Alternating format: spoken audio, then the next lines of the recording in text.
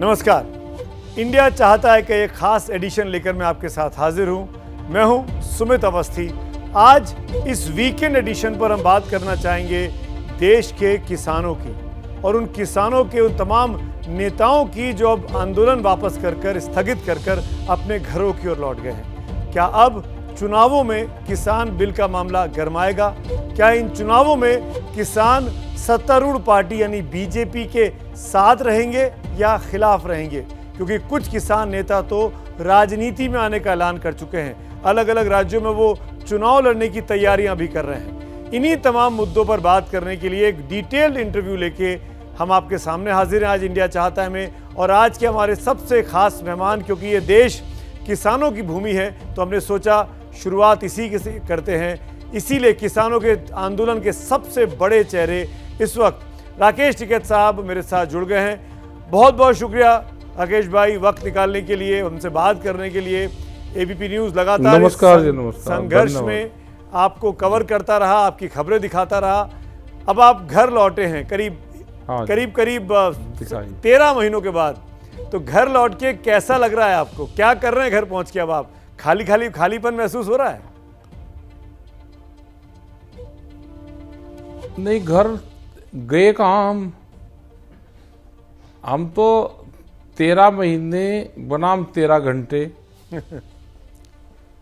इसमें घर गए। हम तो यही हैं, बीच में छत्तीसगढ़ चले गए, छत्तीसगढ़ के बाद में फिर उड़ीसा चले गए, ऐसे ही रहते हैं। बीच में पंजाब चले गए एक दिन। अब आप तो घर तो पूरा देश ही घर है अपना। अब आप राष्ट्रव्यापी नेता हो गए हैं, सब आपको बुलाना चाहते हैं, सब आपके साथ आपकी बातों को सुनना चाहते हैं। कैसा लगता है आपको ये सब देखकर? नहीं, ठीक लगता है। दिक्कतें बहुत हैं देश भर में। कल उड़ीसा में थे जी, और हमने छत्तीसगढ़ के भी गए, तो जो आदिवासी क्षेत्र है पूर्ण रूप से वहां पे गए तो हालात ज्यादा खराब स्थिति है। उनको कहने को भी आदिवासी कहते हैं उनको, लेकिन किसान है वे भी खेती करते हैं। और 800 रुपया क्विंटल अपना उन्होंने धान बेचा। बहुत बारिश से खराब धान हुआ, उसकी खरीद नहीं हो पा रही। जो फसलें बर्बाद हो जाती है तो उसको मुआवजा उसको नहीं मिलता कुछ भी। तो ये पूरे देश भर में दिक्कतें तो हैं। एजुकेशन के साधन नहीं है, सड़कें नहीं हैं, जो हेल्थ है वो पूर्ण रूप से खराब हो रही है। देश में एक ही चीज में काम चल रहा, वोट कैसे मिलेगी। वोट पार्टियां नहीं मांग रही, वोट सरकारें मांग रही। देश का दुर्भाग्य ये है कि वोट सरकारें मांग रही, पार्टी को मांगना चाहिए वोट। तो ये बड़ा दुर्भाग्य देश का है। बड़ी बात आप कह रहे हैं राकेश जी। वोट पार्टियां नहीं, सरकारें मांग रही हैं। और आप तो हर राज्य में जा रहे हैं। क्या कोई भी पार्टी हो, किसी भी राज्य में, सबका यही हाल है? बिल्कुल सबका यही हाल है। यह डिफाइन करना पड़ेगा, देश की जनता को भी डिफाइन करना पड़ेगा। पार्टियां अपना काम करें, पार्टियां और सरकार अलग अलग रहनी चाहिए। पर यह कैसे संभव है? ये दोनों अलग रहनी चाहिए। लोकतंत्र में कैसे संभव है? वो जनता का काम करें। क्यों नहीं हो सकता? जब सरकारें बन जाती हैं तो सरकारें किसी एक पार्टी की नहीं बनती, सरकारें सबकी बनती हैं। वो काम करें, पार्टी अपना काम करें। जो पद पर आ गया, जो मुख्यमंत्री या मंत्री बन गया, वो फिर पार्टी का काम न करें, वो विकास का काम करें। उनकी पार्टी के लोग करें कि हमने ये करा, वे पार्टी ना बने। तो क्या आपको अपने राज्य कहां है कि जब सत्ता में बैठे लोग पार्टी बन जाते हैं? तो क्या आपको अपने राज्य यूपी में यह महसूस हो रहा है कि जो सरकार है वो पार्टी बन गई है? नहीं, पूरे देश भर में हो रहा है। अच्छा, बिल्कुल बन रही है। भारत सरकार भी पार्टी बनकर काम करती है और उत्तर प्रदेश भी पार्टी बनकर काम कर रही है। वो सरकारें बने, अपना काम करें। जो पार्टी के लोग हैं, जो बाहर हैं, वे अपना काम करें कि भाई हमने ये काम करा, लेकिन जो सत्ता आ गया वो ना काम करें। पर राकेश जी, मैं आपकी इस बात को थोड़ा और आगे बढ़ाना चाहूंगा। आपने बहुत इंपॉर्टेंट टॉपिक को छेड़ दिया है। जब सरकार चुनाव में जाती है तो वो पार्टी बन के जाती है। जैसे यूपी में चुनाव हो रहा है तो योगी आदित्यनाथ तो मुख्यमंत्री दोबारा बनने के लिए पार्टी के लिए टिकट मांगेंगे, तो उसको अलग कैसे किया जा सकता है? हमने कहा कि जो पद पर आगे मुख्यमंत्री हैं वो किसी एक पार्टी के नहीं हैं। मुख्यमंत्री पूरे उत्तर प्रदेश के हैं, या कोई भी मुख्यमंत्री हरियाणा वाले हैं तो वो स्टेट के मुख्यमंत्री हैं, नहीं कि एक पार्टी के मुख्यमंत्री। इस पे एक देश में बहस होनी चाहिए, क्या ये सही है, क्या ये गलत है। क्या आपको ये महसूस हुआ इन 13 महीनों के आंदोलन में कि सरकारें पार्टियां बनकर आपसे बात कर रही थी, इसीलिए तोड़ निकलने में वक्त लग गया हल तक पहुंचने में? बिल्कुल पड़ रही थी। मैं उन्हीं का कहा हुआ कहता हूं, जब ये घोषणा पत्र लेकर आते हैं तो घोषणा पत्र एक पार्टी लेकर आती है, लेकिन जब सरकार बन जाती है किसी उसकी तो फिर वो कहते हैं, खुद इन्हीं का कहना है कि वो तो एक पार्टी का घोषणा पत्र था, सरकार तो अलग चीज होती है। ये इन्हीं का कहना है कि सरकार अलग है और पार्टी अलग है, तो फिर वो दिखना चाहिए। मैं स्पेसिफिकली आपसे जानना चाहता हूं, क्या बीजेपी की जगह कोई और पार्टी की सरकार होती, कोई और अगर प्रधानमंत्री होता, तो क्या आपको लगता है कि हल निकल आता, जल्दी निकलता या और वक्त लगता?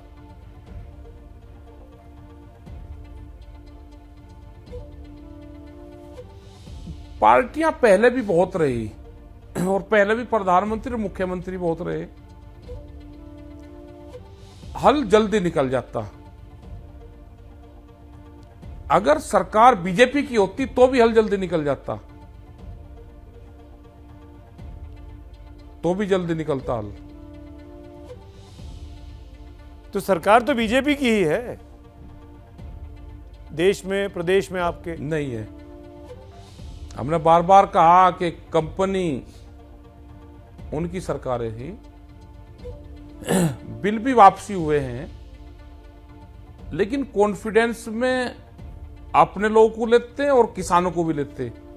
एक बैठ का माहौल बनना था उसमें, तो एक ठीक हो रहता। इस बात का मलाल है आपको कि 13 महीने प्रोटेस्ट किया, एक बार भी प्रधानमंत्री से मुलाकात नहीं हो पाई, बात नहीं हो पाई आमने सामने की? नहीं, हमें कोई वो नहीं है कि हमें ये नहीं कि प्रधानमंत्री से हो, लेकिन सरकार से बातचीत होनी चाहिए।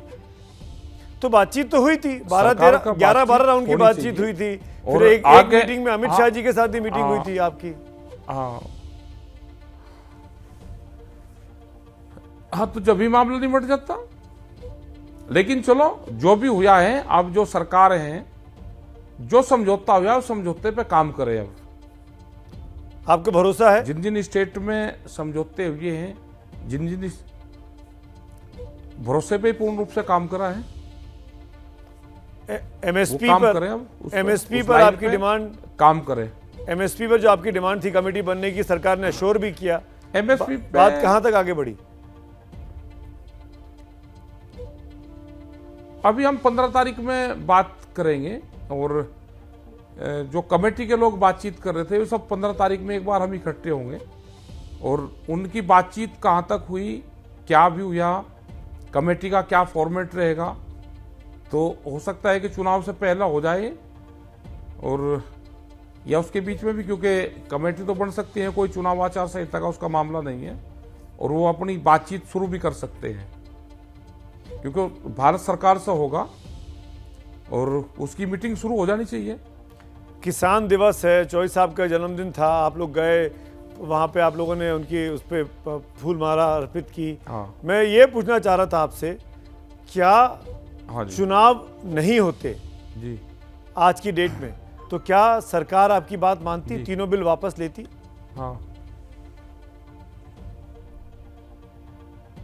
हमें ये तो कोई रिसर्च इस पर करेगा उसका सवाल है ये। हमारा काम था कि कानून वापसी हो, और 13 महीने से आंदोलन चल रहा था। तो क्यों वापसी ना लेती? और फिर रिसर्च करे ना कोई, ये क्वेश्चन सरकार से भी पूछ जाए, हमारे से भी पूछ जाए, जो इसमें रिसर्च में निकल कर आएगा, जो इसमें पीएचडी करेगा वो सवाल उसका है, वो तलाश करें इन सब चीजों को। क्या अब यूपी के किसान जो आपके साथ खड़े रहे इस पूरे आंदोलन के दौरान, वो बीजेपी को माफ करके बीजेपी के साथ खड़े हैं, वोट करेंगे उसको? आप कहेंगे बीजेपी को वोट करिए? भाई इनके कर्म ठीक होंगे तो, मैं ये कह रहा कि इनके कर्म ठीक होंगे, इन्होंने कोई काम करा होगा तो इनको लोग वोट दे देंगे। इन्होंने नहीं इनके ठीक रहे होंगे तो दूसरे को दे देगा किसी को, हम किसी के लिए नहीं कहेंगे। आप क्या चाहते हैं, ये सरकार दोबारा आए? आपकी अपनी इच्छा क्या है? नहीं, हम क्यों चाहेंगे सरकार आवे और हम क्यों नहीं चाहेंगे ना आवे, हमारे उससे कुछ नहीं। इन्होंने काम करा होगा तो लोग इनको वोट दे देंगे, नहीं करा होगा किसी दूसरे को दे देंगे। नहीं, आप जब आदमी वोट डालने जाता है तो सारी चीज देखेगा। आपने पिछली बार वोट डाला तो आपने कहा था कि आपने भाजपा को वोट दिया, सारी चीज देखेंगे। तो अब भाजपा को वोट देंगे कि नहीं देंगे आप इस बार? भाई पहले तो पूरे देश ने दिया भाई, पूरे देश ने दिया, अब किसको देंगे वो क्या बताना चाहिए? वो तो एक मौका था, बता दिया, वोट नहीं बतानी चाहिए किसको देंगे। आपने मन तो बना लिया होगा ना कि अभी आपने सोचा नहीं है कहां वोट देना है? हाँ, मन बना रखा। आप तो चुनाव प्रचार में बंगाल गए थे ममता दीदी के सपोर्ट हाँ, में, बंगाल गए तो थे। बड़ा क्लियर था कि आप बीजेपी की मुखालफत कर रहे हैं, बिल्कुल खिलाफ है उनके। ना ना ना ना ना ना, हम उनकी सपोर्ट में नहीं गए, ना उनके लिए वोट मांगे हमने। नहीं, पर आपका स्वागत किया गया एयरपोर्ट एमएसपी पर। मांगी थी डोला सेन के द्वारा, ममता जी ने बताया कि आप थे वहां पे। तो मैं इसलिए पूछ रहा हूँ कि राजनीतिक तौर पर तो आपकी दिलचस्पी दिखाई दे रही है ना कि आप किस तरफ हैं। हमने ये कहा कि वो एक मुट्ठी चावल मांग रहे थे वहां से, हमने कहा भाई दिल्ली सरकार आ रही है, चावल क्या मांगो, इसकी आप एमएसपी मांग लो, इसका 1800 रुपये क्विंटल का भाव है। उन्हें कह दो दिल्ली को कि भाई इसके पैसे भी देते जाओ, ये कहा था हमने उनको। प्रचार नहीं किया था आपने टीएमसी के लिए?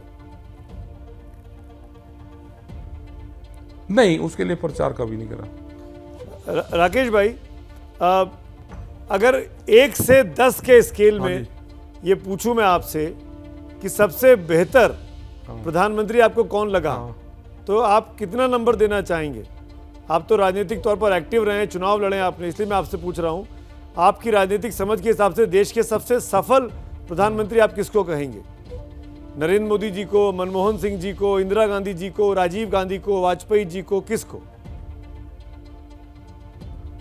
आप अपने टाइम के हिसाब से सारे ठीक रहते हैं, टाइम, समय और परिस्थिति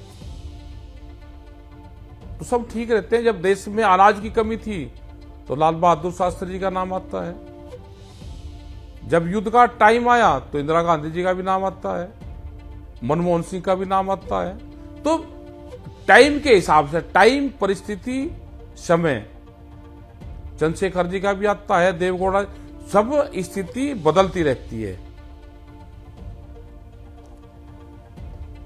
तो ऐसी परिस्थिति कोई एक के उसमें सारी चीजें नहीं कर सकते कभी भी। तो ऐसी परिस्थिति में आप यूपी के मुख्यमंत्री के बारे में क्या कहेंगे? योगी आदित्यनाथ जी के बारे में कैसा काम किया इन 4.25 सालों में?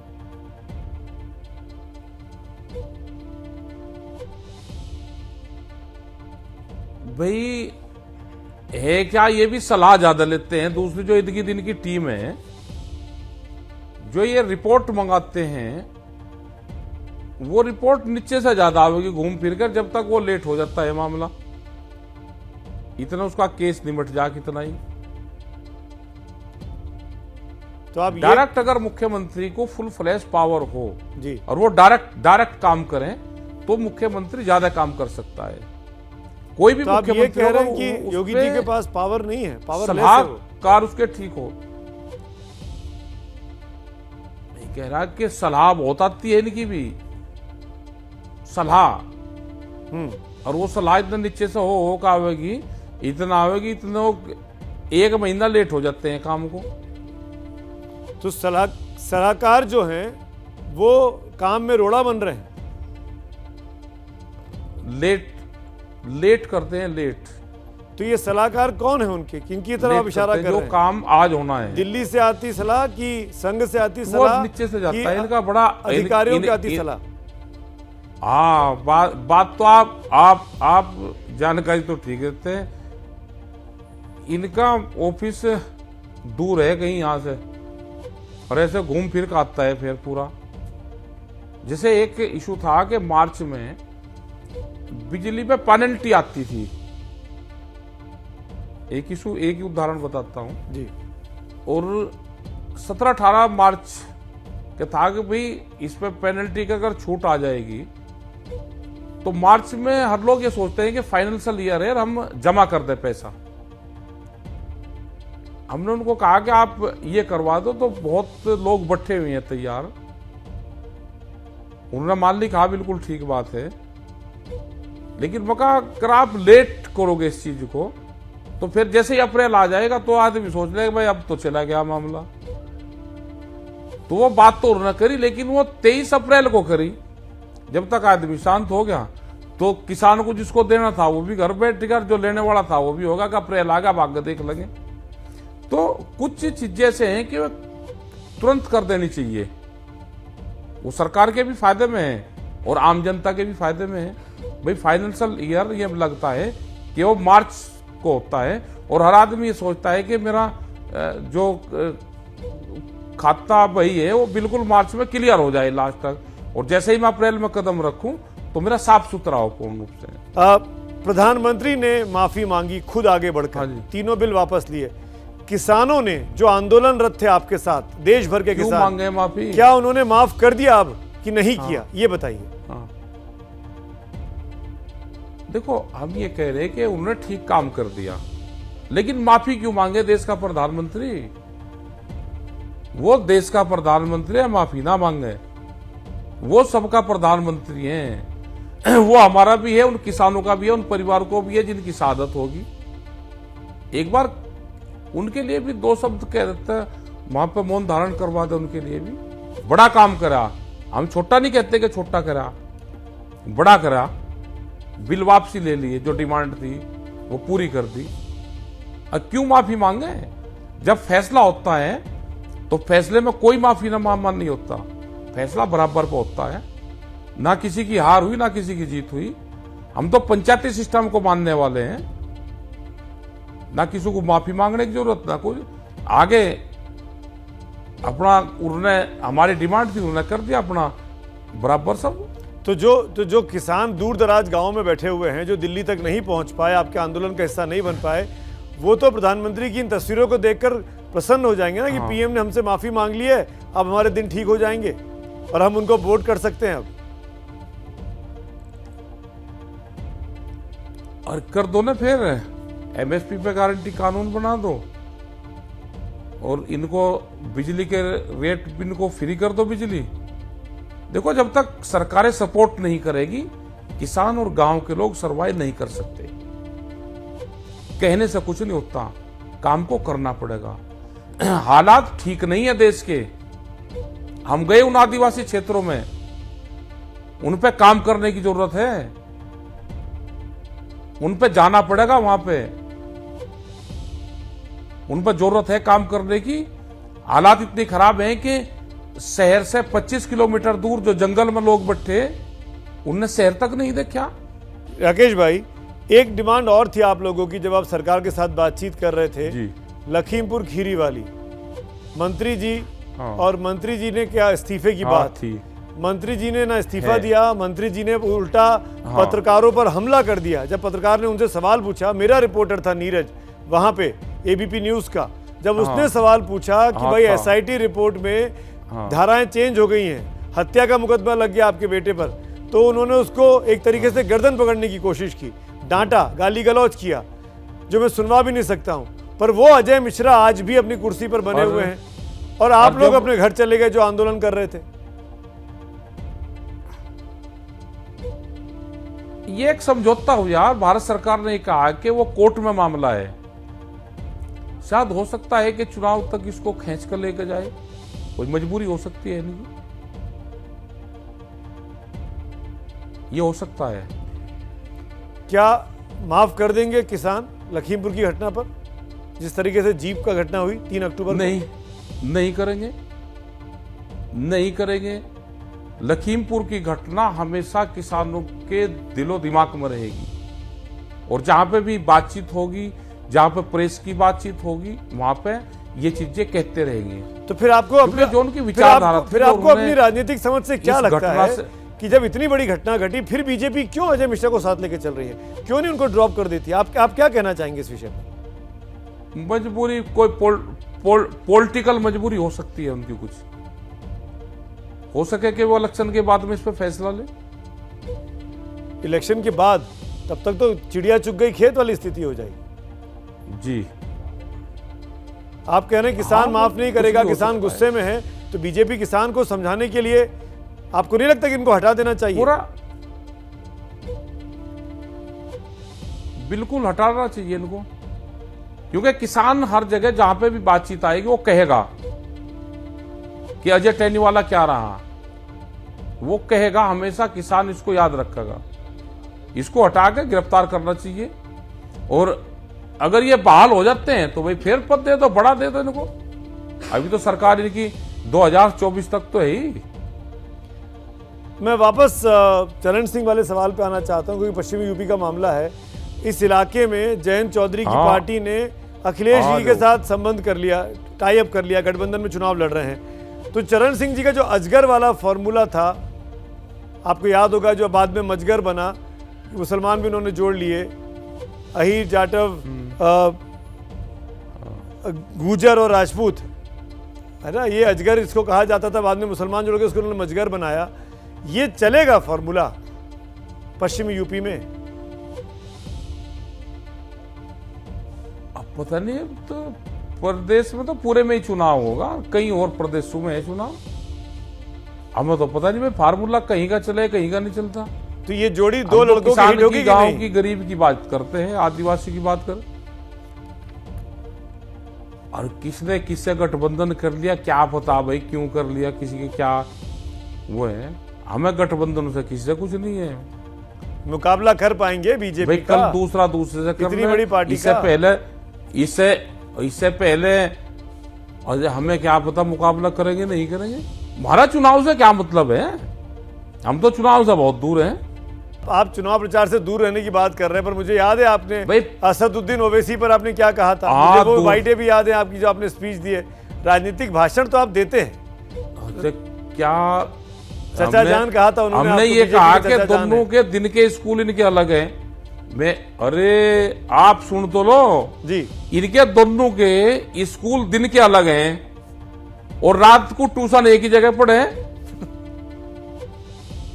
क्या मतलब इस बात का, समझा नहीं मैं, समझाइए इसको। तो क्वेश्चन थी है जी, दिन में स्कूल अलग है, रात को ट्यूशन है। अरे आप बहुत होशियार आदमी हो भाई।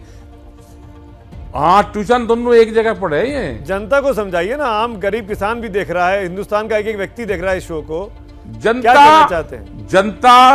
जनता सब चीज समझ रही, जनता सब समझ रही। देखो, हिंदू, मुस्लिम और जिन्ना, इसके बहकावे में जनता आएगी नहीं। इस भाषा का इस्तेमाल अब यहां चलेगा नहीं। जनता चाहती है विकास, जनता चाहती है एजुकेशन, जनता चाहती है सड़कें, उनके जनता चाहती है अपने फसलों के भाव, ये चाहती है जनता। वो एक बार फार्मूला चल गया, अब वो चलने वाला नहीं है। अब सरकारें काम करें, समझ गया, काम दिखना चाहिए। मैं इस चीज पे लौटूंगा बाद में, लेकिन मेरा ओवैसी वाली बात पूरी नहीं हुई। आप उनसे इतना चिढ़े हुए क्यों हैं? असदुद्दीन ओवैसी से ऐसा लगता है कि आप उनको देख के परेशान हो जाते हैं, जितना वो दौरा करते हैं पश्चिमी यूपी का? नहीं, हम परेशान, वो तो पूरा जनता परेशान होती है उनको देख के। एक आपस में जो भाईचारा की बातचीत होनी चाहिए देश में, वो उसको तोड़ फोड़ने का काम करते हैं। मुसलमान दोनों के हितों एक ही तरह की भाषा बोलते हैं, मुसलमानों के हितों की बातें करते हैं, उनके नेता हैं वो। नहीं, क्यों करें, वो वो मेंबर पार्लियामेंट है, वो पूरे देश के हितों की बात करें ना, क्यों तोड़ फोड़ की बात करते हैं? भाई जो भाषा वे बोलते हैं वो ये बोलता है, तो इसका मतलब दोनों के स्कूल अलग अलग हैं, रात को क्लास एक जगह होती है। ये देश की जनता समझ चुकी है। अब एक नया घोटाला सामने आ गया है अयोध्या से, जमीन का घोटाला, जमीन की खरीद का घोटाला। आपने भी देखा होगा और एबीपी न्यूज ने उसको कवर भी किया है। क्या कहना चाहेंगे आज आप?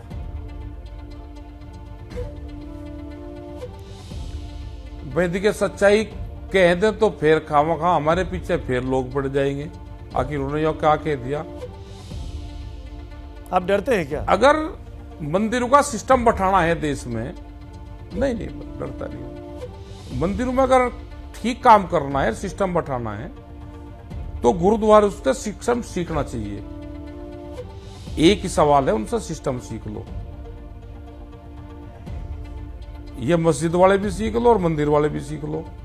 सब न तजर्बा ले आओ तो भाई तजर्बा ले लो, तीनों चारों जगह जाओ और पूरा सिस्टम सीखो कि किसका ठीक है। सिस्टम जरूर सीखना चाहिए जी। और अयोध्या मंदिर कोर्ट के कहने से बना है, कोर्ट के उसके ऑर्डर हुए, वो बना। हमारे पूर्वजों का मंदिर है, हम भी रघुवंशी हैं, राम भी रघुवंशी थे। हमारा जन्म स्थल परिवार का वहां से ही निकास है हमारा। और घोटाले हो ही रहे, आपको पता है। बीजेपी के लोगों ने, स्थानीय अधिकारियों ने जमीनें औने पौने दाम में खरीदी, लाखों करोड़ों में बेच दी। ऐसे डॉक्यूमेंट तमाम सामने आ रहे हैं। महंगे में बेची, सब आप सामने आ रहे। तो हमने तो कहा कि चिटिंगबाज लोग हैं ये, और नहीं कहीं से भाई मंदिर से ही ले लो, जब ही तो मंदिर की तिजोरी में पैसे नहीं है। तो महत्वपूर्ण चीजें जो मैं जरूर पूछना चाहूंगा आपसे, और वो इसलिए मैंने आखिर के लिए रोक के रखी थी कि उसमें मुझे आपके दिल की बात जाननी है, और वो ये कि जब 26 जनवरी की घटना घटी थी तो ऐसा लगा कि अब ये आंदोलन समाप्त हो गया और अब किसानों के हाथ से चीजें निकल गई हैं और अब ये आंदोलन दोबारा खड़ा नहीं होगा। फिर अचानक 27, 28, 29 तारीख को राकेश टिकैत गाजीपुर पहुंचते हैं और उनके जो आंसू थे, 28 जनवरी को, माफ करिएगा, जनवरी का महीना था वो, आपके आंसुओं ने 28 जनवरी क्या पूरी की पूरी कहानी बदल दी? उस वक्त क्या बीत रही थी आप पे? वो पूर्ण रूप से एक षड्यंत्र था। 26 तारीख से ही, 26 तारीख की जो भी घटना उसको तूल दिया गया, वो भी एक षड्यंत्र था। कभी इसकी जांच होगी, कोई एजेंसी इसकी जांच करेगी तो उसका खुलासा होगा, या कोई किताब लिखेगा या कोई इस पे ऊपर रिसर्च करेगा, तो उस टाइम पे खुलासा इसका जरूर होगा।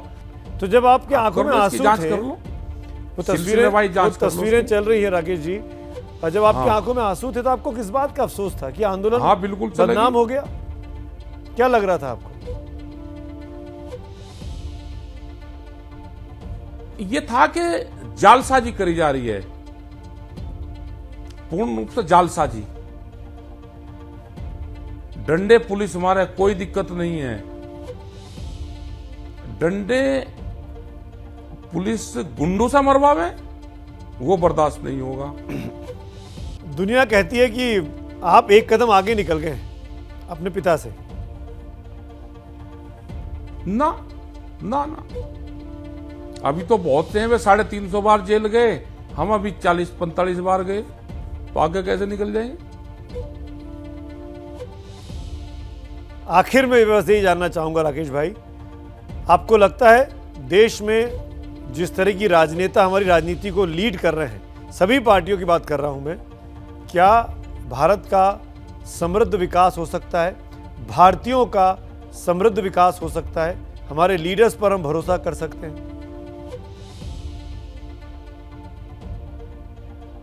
देखो, नहीं होगा। अभी सब लोगों को एक बार नेशनल पॉलिसी बनानी पड़ेगी देश में।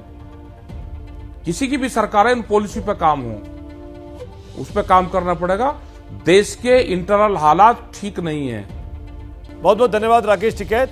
तो राकेश टिकैत को आप सुन रहे थे, घर पे हैं, आराम से हैं, लेकिन तसल्ली पूरी तरीके से नहीं है, क्योंकि आंदोलन भले ही स्थगित हो गया हो, पर किसानों की मांगें पूरी तरीके से नहीं मांगी गई हैं और ये भी दिशा दे रहे थे कि किसानों से आगे जाकर आदिवासियों की शिक्षा की, हेल्थ की, इन तमाम इंफ्रास्ट्रक्चर के मामलों पर भी आगे अपने आंदोलन को, अपनी मुहिम को जारी रखेंगे।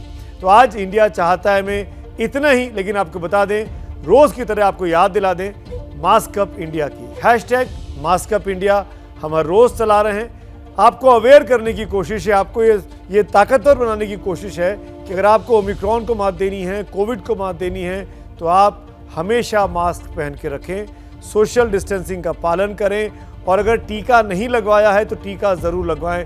पहला कदम मास्क लगा के रखने का है। हालात दिन पर दिन चिंताजनक हो रहे हैं। ऐसे में जो लोग मास्क लगाई तस्वीरें हम तक भेजते हैं, वो हम यहाँ इंडिया चाहता है कि मंच पर दिखाते हैं। उनको साधुवाद देने के लिए कि हमारी इस मुहिम में हिस्सा लिया। मकसद बहुत साफ है, आपकी तस्वीरें देखकर बाकी लोग भी प्रेरित हों, मास्क पहने, हमको तस्वीर भेजें और हम उनको भी इसी तरीके से इंडिया चाहता है में अपना हीरो बना लें। तो बहुत बहुत शुक्रिया एबीपी न्यूज़ की इस मुहिम में जुड़ने के लिए। धन्यवाद।